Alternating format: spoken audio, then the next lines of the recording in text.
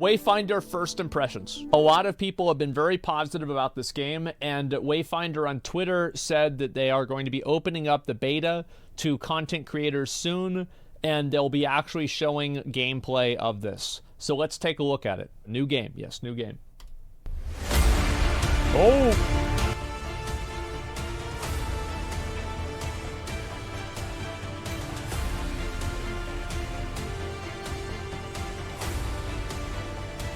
This looks good. Okay. It's a Fortnite MMO. Great. I love the Fortnite style and graphics. That's a lot of boss fights for just it being a beta. Oh, bro, that's some fucking Fortnite. That's some Fall Guys floor shit. What is that? That's a lot of bosses, too. Wow. Wait, hey, yo, real quick. So the last part of this, you can see the floor, but it disappears, and you still have to move on the floor while you're avoiding these things.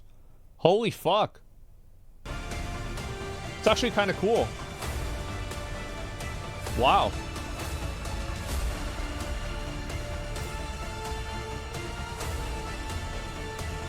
Okay.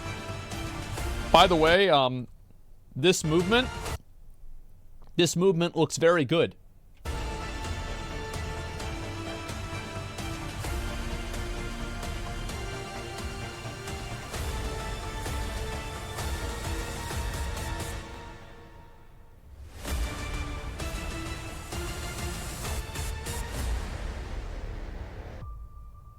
Oh, fall, that means you're dead. For those of you that keep asking, when is a new good MMO going to drop? Well, for some of you, that day is quite a bit closer than you thought. From the developers Airship Syndicate, which has put out games such as Ruined King, a League of Legends story. Ruined King. Oh, yeah.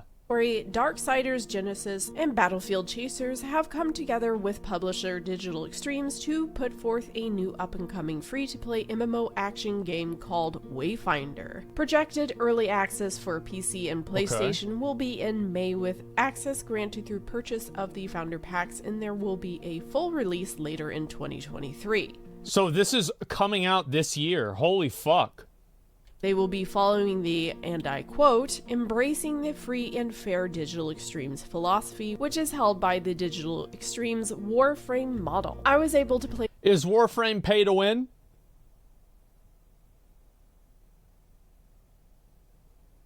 No? Okay, well that looks pretty good. In their latest beta, and I had a ton of fun with my two friends Taven and Rogue, who were unwittingly subjected to me tanking for our group as we planned none of this, as we just so happened to see each other in the beta's Discord and realized, well, I guess we're a team now, which is cool. Perfect, since the max members of a team within the game is 3 people for the content that will be out at release. Oh, so it's only a 3-person team? Wow.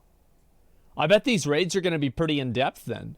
As I mentioned, I chose the tank/healer of the group. There are a total of 6... I am still a very much not fan of the characters, like your character being a name of a person. I don't like that. Characters that will be released, with one we still know nothing about and one that was not within the beta I played at the time. There is no full customization of your characters, as you must pick your Wayfinder, and who they are is, well, who they are. Yeah, again, I think this is probably from what I've seen so far, this is the worst thing about the game. Which, to be fair, if you can get over it, I think it's not too bad. Each Wayfinder will have a story that develops as you play. You can decorate your Wayfinder once within the game itself with their class-themed outfits, same as Warframe, colors, and little yeah, charms, it's just this is my personal opinion. That does not change the fact that you are that character, right? Which is a bit of a bum for me, since I love playing the healer classes and was left with a big beefy man. You can. That's the same thing. I feel like the melee DPS is like some girl. I don't want to play a girl. I want to play the big beefy man. Unlock the other character to swap between as you play through grinding materials to do so, but be aware They will start from square one and the grind will recycle back around for that one. But when you are tired of grinding and want to push ahead, just swap back to your higher level character. Okay. So far the characters are Wingrave, which is arguably the easiest of them to play. That is both tank and healer, as he has shield and heals. Then the class which both my male friends chose, which of course is female, and is by far the prettiest of the three that were playable for us at the baseline, and that was Nis, a shadow dancer that really is best described in my book as a rogue type. She is very fast-paced not a and fan. difficult to master as per my friends. Next I'm is sure Silo, some people like that. That's ranged not, and it's not melee, for me. who basically loves to throw bombs and is great at yoinking enemies in for a quick AoE burst down. I feel like that guy's cool. He like shoots bombs and shit at people? Or slowing enemies so you can make a tactical retreat from their range. One of the extra characters that dropped in the beta was Sinja, who to me kind of looks like a sexy version of Zarya from Overwatch, but punches a wee bit like Doomfist. Yeah, see, like, I want this character, but a guy. It's great for gathering enemy forces, buffing the team, and punching her way into buffing her own weapons' next attack. I took her for a little spin, but didn't have it in my heart to leave behind Wingrave and his lovely benefits for my team. Another character we have yet to experience in the test phase is Kairos, which is a damage dealer ranged character. If you notice, I didn't mention really any of their weapons. Okay, I'll probably play him. Yeah, he's cool. In their discussion, because their weapons can be any weapon you want. Any weapon type can be used by any character and appears to be purchasable from an NPC. Wait, what? Account. How the fuck does that work? Better versions of the weapons, you will need to craft them by grinding out the materials necessary to do so. Which we'll get to in here shortly. The characters will start out with their base weapons upon entering the game, which consist of sword and shield, dual blades, rifle, and two-handed melee weapons. This will not change your 4 core abilities linked to your character, but it will change the weapon ability and your primary attack. As I mentioned, the combat itself is action, and it felt pretty. I really like the stylizing of the graphics. I think it looks great. I know some people might be put off by it because it's like, oh, it reminds me of Fortnite. But I like the way Fortnite looked. So I like this too.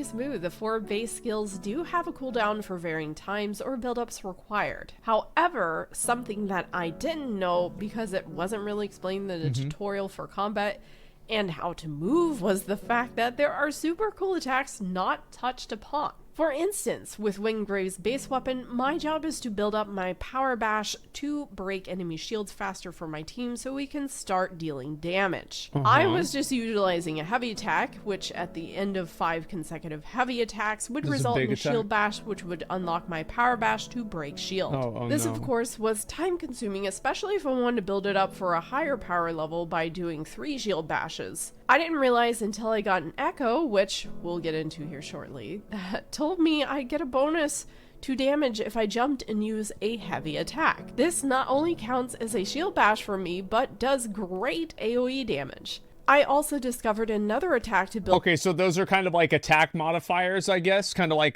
Diablo 3 legendaries and shit? Up my pip thanks to I guess so. That recognized me in game. Thanks, Cowboy Bebop. This only required me to hit W it's gonna and be shit? I don't know. at the same time to shield slam. From there, I began experimenting and found yet another attack that involved running and shield bashing an enemy in the face. These attacks also exist for other. I think the visuals of the game, by the way, look really good. Like, just go back over to that. That looks really nice. This is an appealing world. Other weapon types as well, with not quite the same benefit as it does for the sword and shield with a quick power bash buildup. Now, I feel like a lot of these types of games, like, they can look good and all of these things can be great, but like what's really going to determine whether the game is good or not is the actual in-game systems and like what you do. Like, as like what's your day-to-day? You log in on the game, what do you do? As I mentioned, there are echoes within the game, and they can be applied to your weapons, characters, and accessories. This is where your build will become more unique than others. It's very high quality, clean, responsive. It seems that way. Echo that will range from common to epic. I won't get into too much depth in this system other than the echoes can be from A through E types, and you'll want to match your echo type to its corresponding letter slot to maximize your loadout. However, it is not required to do so, and you can spend your points however you would want to. E-types will have an additional effect for your character, so honestly I looked for really good ones of those, and also taught me about, the shield bash. These echoes can be upgraded as well by feeding echoes into it, and you'll get a bonus upgrade points for putting in the same monster echo. Okay. For further individualizing your build, you can pick and choose accessories to add in to boost certain stats that you find important for your character. These will drop from monsters or can be crafted. Should you achieve a set of accessories, typically by crafting some of the accessories, there are bonuses to having the set equipped to your character. I'm glad they have tier sets and stuff like that. That's cool. Utilizing all these things together, you can build yourself a strong glass cannon or a super tanky Hulk. I'm sure builds will drop for each character, and I'm excited to see what will come out. To give your character an even greater flair of distinctiveness, you can grind towards crafting weapons. Each weapon you will craft will have a different weapon ability. For instance, if I wanted to stay like sword Archon's and blade, shield but craft different types of the same weapon, I can have a weapon ability that will so it's like your weapon art. Damage enemies, increase block, or stagger enemies. Now you'll probably realize I keep saying grind, and I know some of you are wincing each time I say it. Essentially, this is what the game is. It is a grind. To get all these supplies, you'll need to seek out the ingredients or monsters for all these crafted items or echo types. Okay. You'll move between the segregated open world to kill different world monsters, world events, and work together with other players roaming the lands to tackle bosses. Alright. These may drop things you require, as well as the monsters in the dungeons. What makes this grind so much more tolerable in my mind is that no two dungeon runs will be the same, as not only can you add affixes to the dungeons, such as Greed, Floor, and Shadow, but the dungeons are procedurally generated. In my grind, I ran the same dungeon probably 5 separate times, and each time was fairly different, not only visually. Yeah, but what about 50 different times? Because I'm just curious about, so you guys played Diablo 3, right? And you know that the second that you go into a zone, you can see just right there, you know what the tile set is, you know what it's going to be. It's okay, it's going to have this, and then there's going to be a pylon here, and then we're going to go into the forest after that. It's okay, there's pylons that are procedurally generated at this area too. I feel like a lot of procedural generation things are they're nice, definitely, but they do have a time limit. So I'll be curious to actually see what this is like. I'm not saying this is bad, but I'm saying that I've seen other games that have procedural generation and it becomes repetitive too. But also in terms of events happening within the dungeon, such as a phoenix or a monster spawn event. This kept it feeling fresh no matter how many times I had to go in and try to get the drops. The dungeons felt rewarding, fun, and were crazy good looking in my opinion. Looks nice. Big boss fight dungeons are probably one of my most favored, as the mechanics keep you on your toes, and you'll absolutely need to work with other people the harder they become. The game so close to early access release leaves me a little worried though. The NPCs are still what I presume to be placeholder NPCs and are all basically twins. There are quite a few crashes, bugs, and various little things. Hopefully the one last test phase will iron out before release. So I'm not too worried. I don't think this stuff really matters that much. I do think that repetitive NPCs do because people get bored of them. New World had this problem. How many MMOs have had this problem? Every single MMO, basically. About that, there's also some quality of life changes I think could really make this a lot better, such as being able to move when you're in queue for more party members. You're pretty much locked into staring at the dungeon screen, otherwise the dungeon queue will cancel. Also, maybe an increase on drop rates for some of the items, as after 3 hours of grinding, I still had only gotten 1 of the 9 drops that I needed to craft an item. Ooh. The RNG is a little rough if this is the final state of it, but the purpose of the game is to grind, so maybe it is the way it is because it should be that way. Otherwise, I feel this game has huge potential. I feel like if that's the fucking apex item, Like, this is the equivalent of, like, this is your legendary item. 3 hours to get 1 out of 9 is fine. But if it's like, okay, this is level 18 or level 15 and you have to go to 20, it's like, oh, fuck. To be well loved by those that adore these types of games, and I will be playing it when it drops. Overall, this game was a joy to experience. I look forward to playing more, especially upon release. Okay. They plan more great things like player apartments, mounts, and seasons. Approximately every 3 months will bring a new season, which with it will come a new character and its weapon along with new events. They did state— I feel like 3-month seasonal game with this high of a grind is not going to work. Like, unless the seasons compound on each other, because it feels like you're gonna grind so much, and then, like, in just a couple of months, your grinding gets deleted. So I don't know, like, that's a concern that I have. They will be holding yet another beta before early access in May, so be sure to sign up to keep tabs on the game if you're curious about it and want to help them test. Hopefully this will scratch the new good MMO desiring itch many of you have right now. This was Mrs. Dix, logging out for now. Bye! That's nice. What do you guys think? I'll try it out. Yeah, I figure I'll try this game out, see what it's like. Why not? I mean, it could be good, could be fun. We'll see what happens. I have my credit card ready. Unfortunately, this one doesn't look like it's pay to win, guys. I don't know if we're going to be able to do it. But yeah, I definitely will try this out. I try to play every new MMO that comes out, and I will play this one too. I heard they're coming out with a beta pretty soon, and I will definitely try that. Feels like a wait-and-see kind of game. Yeah, for sure. How's it in MMO? I mean, I think it's like a lot of people just use the word MMO, but it's, you know, just like an online game, basically. Anything with mobile graphics is going to have that money-ish. Oh, I don't know if it's going to have that. Like, Fortnite, for example, doesn't have that. I mean, there's a lot of games that don't have that. And also, like, their other game that they made, Warframe, doesn't have that, so it probably isn't going to have pay-to-win. I mean, I don't know why you would think it does.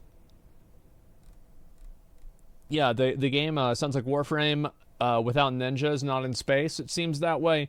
Honest question, are you excited about the new Wayfinder MMO? Yeah, it's going to be good. Mobile game quality. I do think that a lot of people are saying mobile game quality, but I actually don't think that's a problem. I don't need a game to have ridiculously good graphics in order for it to be good. You know what else can be played on your mobile phone? Is RuneScape. RuneScape is not a bad game, though, because you can do that. You can probably play WoW on your phone at this point. So I don't really give a fuck about the graphics. Like, fidelity and, like, realism are not the same thing. I think the graphical fidelity of this game is good. Like, if I go and I look at, let's see, is there like a good image here? Like this. I think this looks good. Especially assuming that, like, this has been rendered and like, you know, it's like you recorded this and then you put it in processing, then you upload it to YouTube. This has already gone through 3 different levels of, like, downscaling. I think this looks totally fucking fine, man. Any weapon type can be used by any character. Yeah, I mean, this is not an issue at all. Good graphic equals good game equals bozo take. I think a lot of people, the truth is, they see something like this, especially, like, I think really what people are, they're looking at this right here. They're like, oh, this looks exactly like a fucking mobile game right here. And it does. It looks like Diablo Immortal, and like many mobile games have, like, you know, you tap these buttons here and that's it.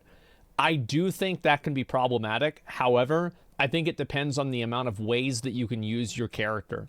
And I would compare this to Elden Ring, for example, is how many actual buttons can you press in Elden Ring that will do different things? Maybe, probably 4 or 5. But you can do a lot of different things with those button presses based off of how they're pressed. Like, for example, like if you press them behind somebody, it does something. If you press them, you know, after an attack, it does something else, like a guard. You know, a guard, like a guard block or a guard attack or whatever the fuck it is, right? So guard break. And mobile market is huge. They want cross release. Yes, they absolutely. I think that, I hope that in 10 years or 5 years, most games will be cross platform between Xbox, PlayStation, mobile, and PC. I think that is the future for gaming. And I think that's the best thing possible for it. I don't need to have some, and it doesn't mean that there's no place for some super high res, like game in like PC only. I'm not saying that there's no place for that. All I'm saying is that I think this is the future for sure. It's needed because then we'll have mobile noobs to crush. Yeah, it's like, don't you want to kill people with mobile? Yeah, like any time that I was playing against somebody on like a PUBG and they were on mobile, oh, that's so fucking bad. What do you expect? Yeah, of course. How can you have cross-platform and prevent pay to win? Not every mobile game is pay to win. But cross-platform doesn't mean that the game has to be pay to win. There's no reason that those two things have to be compared. Now, 99.999999999% of them are, but that doesn't mean that they have to be. So yeah, keep that in mind. Let me link you guys the video.